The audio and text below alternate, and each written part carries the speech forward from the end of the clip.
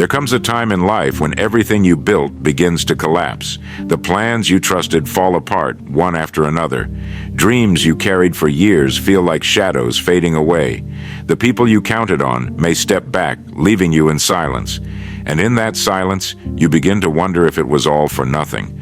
But it's in that very silence that strength is born. It is in these moments that a man or a woman faces their greatest test. Not when everything is going well, not when applause is in the air and hands are shaking yours in agreement, but when the world grows quiet, when the spotlight dims, when you sit alone and question if there's any strength left to continue.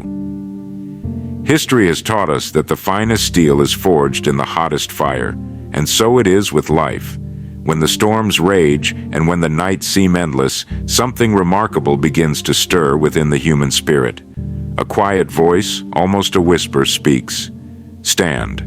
Stand again, even if the knees shake, even if the heart is heavy. Stand. Most men give up not because they lack the tools, but because they lost sight of why they began. They see the ruins and forget that ruins are the birthplace of rebuilding. They see the ashes and forget that ashes feed the soil for new growth. They see silence and mistake it for abandonment, when in truth, silence is the training ground for courage. Think back on your own life. Was there ever a moment when you thought you couldn't go on, but somehow you did? Perhaps you were betrayed. Perhaps you failed. Perhaps you lost something you thought you could never live without.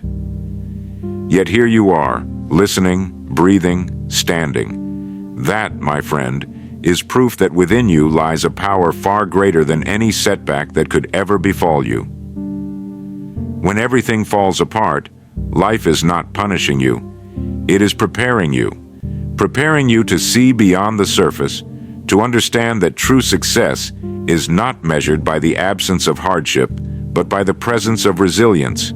True greatness is not in avoiding the storm, but in walking through it with unshaken resolve. Many wait for perfect conditions before they act again. They wait for doors to open, for friends to return, for confidence to appear like a sudden sunrise. But life doesn't work that way. The dawn doesn't come because you wish for it, it comes because you endure the night. This very moment, where everything feels like it's crumbling, is not the end of your story. It is the turning point. The chapter where the hero discovers his courage, the chapter where the woman finds her voice, the chapter where the broken spirit learns that being broken was the first step toward being unbreakable. Do not run from this silence. Do not curse the collapse. Lean into it. Listen to it. For in the stillness of loss, you will hear the beginnings of strength. In the emptiness of failure, you will discover the blueprint for your rise. And when you rise, and you will rise stronger, clearer, and more determined than you ever were before.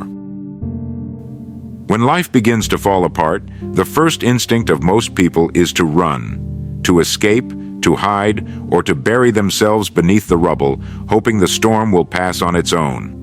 Yet no man or woman has ever risen to greatness by hiding from hardship. The very trials you fear, the very difficulties you wish away, are the chisels that carve out your true strength. Buried in the darkness of soil, it is pressed upon by the weight of the earth.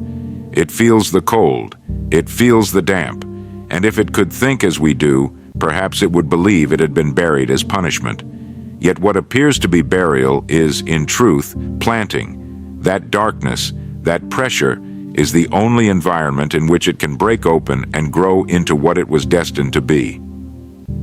So it is with us.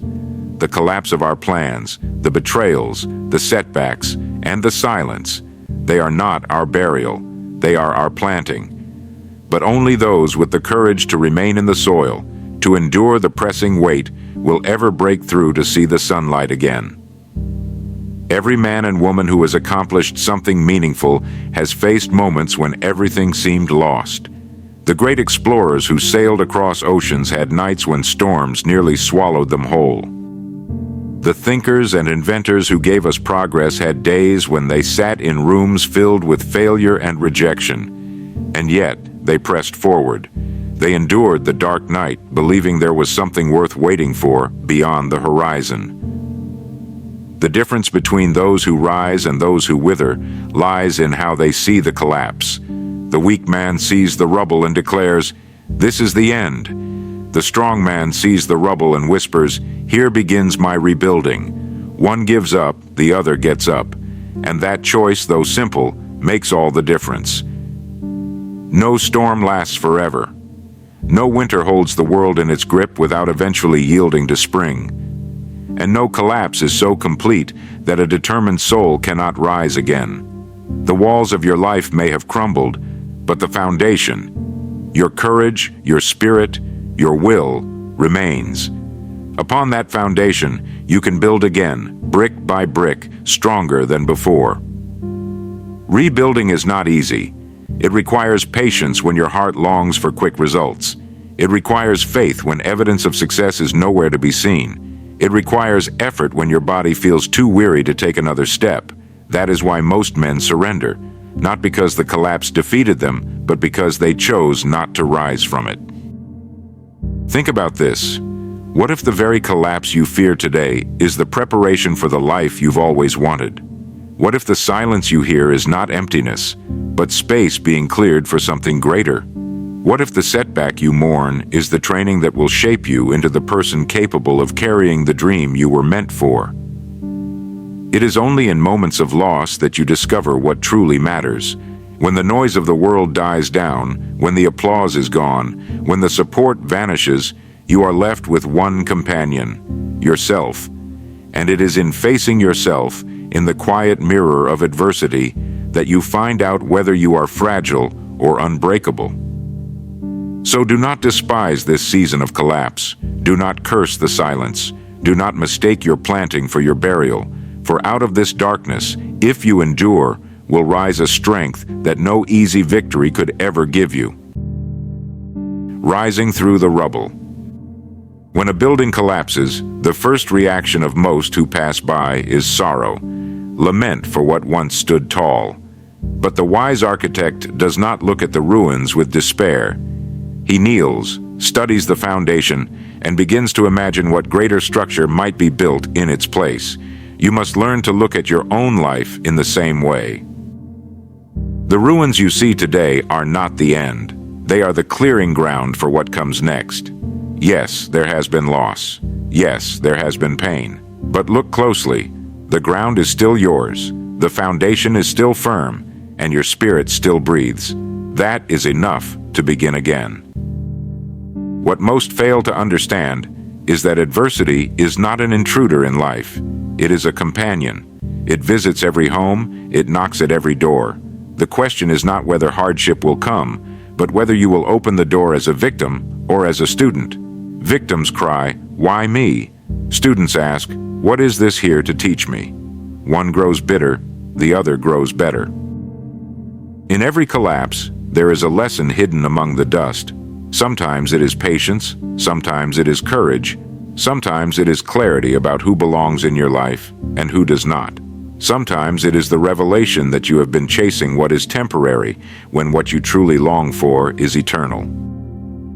You must begin to treat your hardships as a kind of school, not the kind that awards diplomas or medals, but the kind that forges character, the kind that strips away what is unnecessary so that only what is essential remains.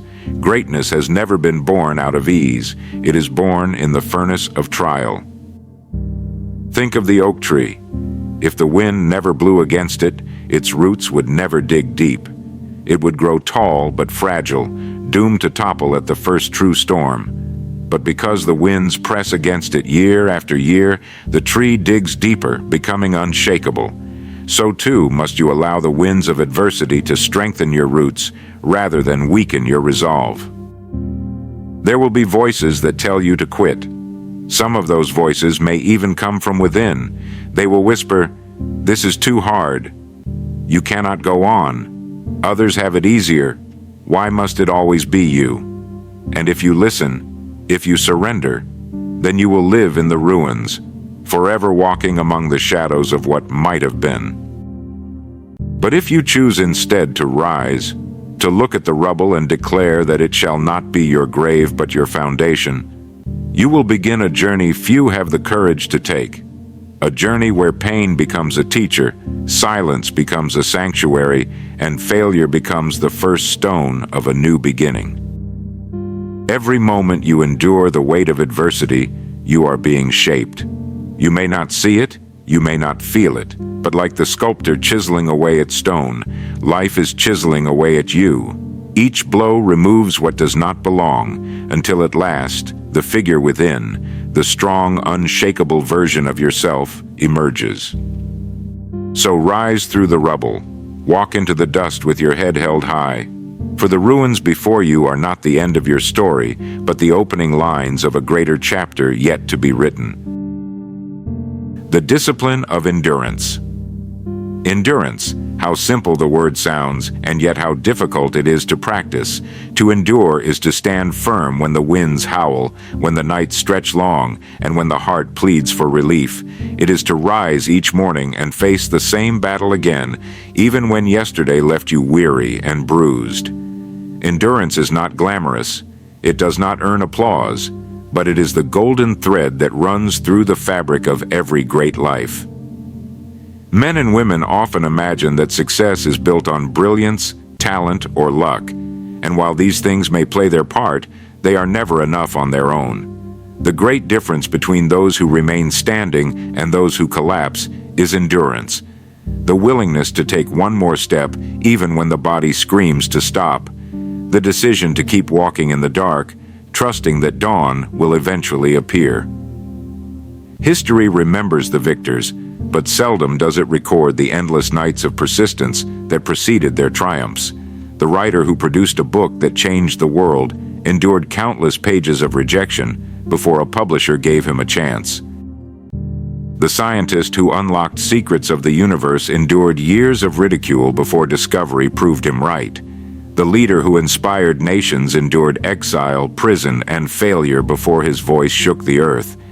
Endurance is the bridge between collapse and victory. Endurance is costly. It demands sacrifice. It demands that you do not give in to the comfort of quitting. It demands that you silence the voice that says, "This is enough.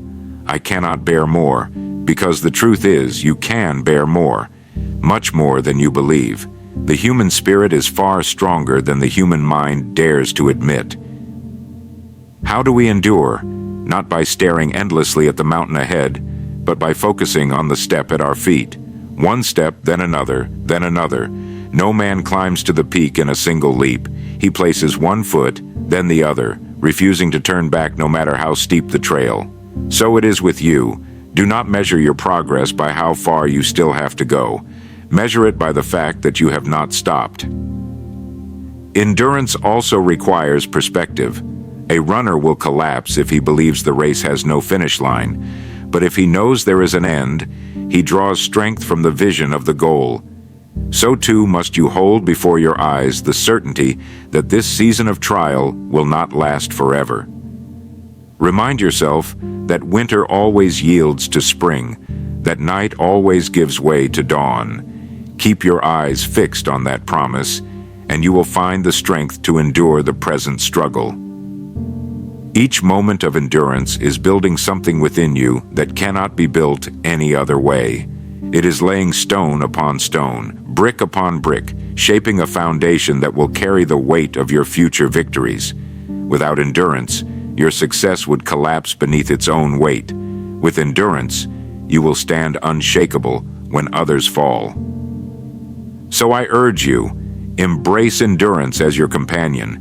Do not despise the long nights or the weary days, for each one endured is a victory in itself, and when at last the storm passes, you will find yourself not only surviving, but stronger, deeper, and more resilient than you ever thought possible.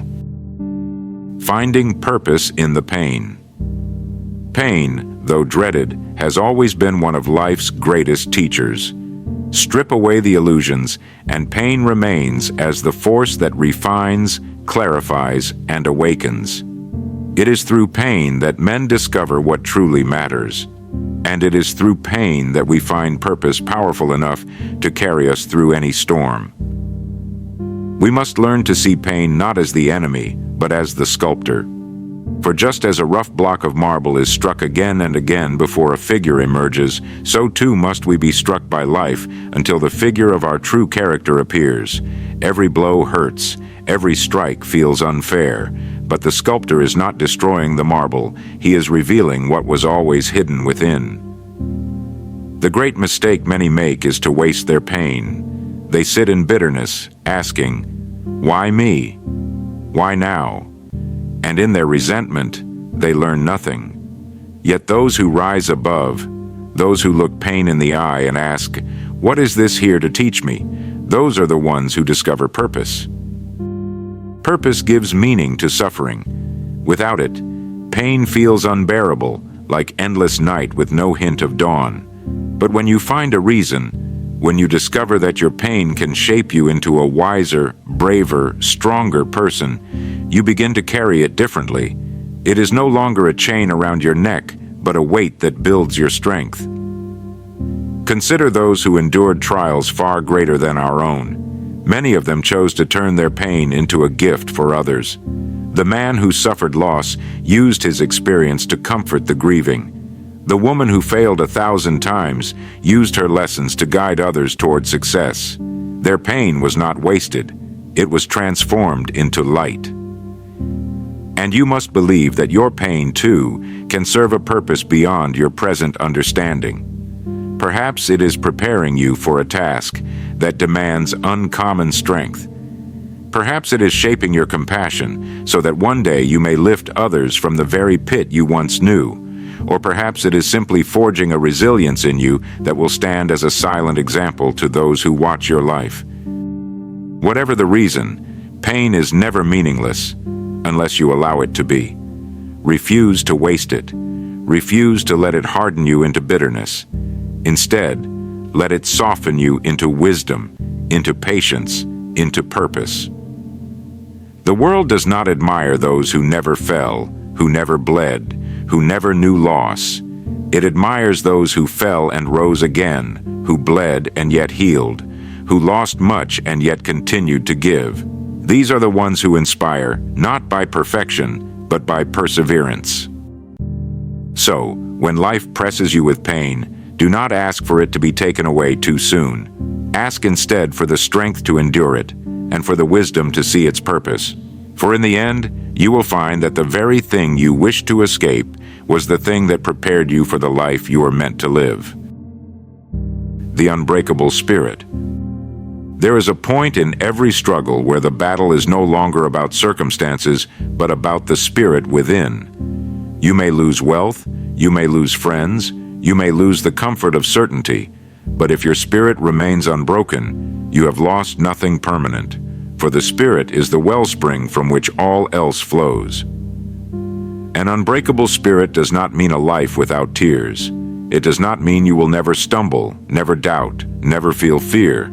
It means that no matter how heavy the blow, no matter how deep the wound, you refuse to surrender your will to rise. You may bend, but you will not break. You may pause, but you will not quit. Greatness is not the absence of weakness, but the mastery of it. The strongest oak still sways in the storm, yet it does not snap. The greatest men and women were not made of iron, but of flesh and blood, just like you. They wept, they struggled, they despaired, but they continued. That continuation, that refusal to quit, is what carved their names into the story of history. Every morning you rise again after defeat. Every night you go to sleep having endured another day. You prove to yourself that your spirit is stronger than the forces that sought to break it. That is victory, not the kind sung in headlines or praised in crowds, but the quiet, eternal victory of knowing you cannot be destroyed by circumstance. The unbreakable spirit is not born in times of ease. It is born in collapse, in the nights when you cry out and no answer comes, in the days when you carry burdens that feel far too heavy. It is born when you walk through the valley and discover that you can keep walking, even when the end is nowhere in sight. Your greatest possession is not your wealth, your status, or even your dreams. It is your spirit. For when the storms take everything else, the spirit remains, and from it all things can be rebuilt. Guard it. Feed it with faith, with courage, with determination. Do not allow bitterness to poison it or fear to chain it. Speak to it as you would a dear friend. Remind it of its strength. Encourage it when it falters, and never abandon it when the world grows cold. For the world is watching, not the crowds, not the strangers, but those near you, those silent souls who take courage from your example. When they see you rise through collapse, when they witness your unbreakable spirit, they are emboldened to find their own. In this way, your endurance becomes a gift not only to yourself, but to all who cross your path. So stand, even when standing feels impossible. Speak, even when your voice trembles. Walk, even when your steps falter. For each act of persistence declares to the world and to yourself that you are unbreakable. And when the day comes, as it surely will, when you look back upon this season of collapse, you will see not the ruins, but the rebirth, not the silence, but the strength, not the loss, but the lessons. And you will know beyond doubt that nothing in this world, not failure, not betrayal, not hardship, can overcome the spirit that refuses to break. And so, when life falls apart, when the silence grows heavy, and the ruins lie all around you, remember this: you are not finished. You are not defeated. What looks like an ending is often the beginning of something greater. Strength is not built in comfort, but in collapse. Courage is not born in ease, but in adversity. And the measure of a man, the measure of a woman, is not how high they climbed when the skies were clear, but how steadfastly they rose when the storms swept everything away. Do not let the rubble define you. Let it remind you that you still have breath, you still have will, you still have a spirit that cannot be broken. Rise once more, stand once more, begin once more. For in the end, it is not the fall that defines you, it is the rising.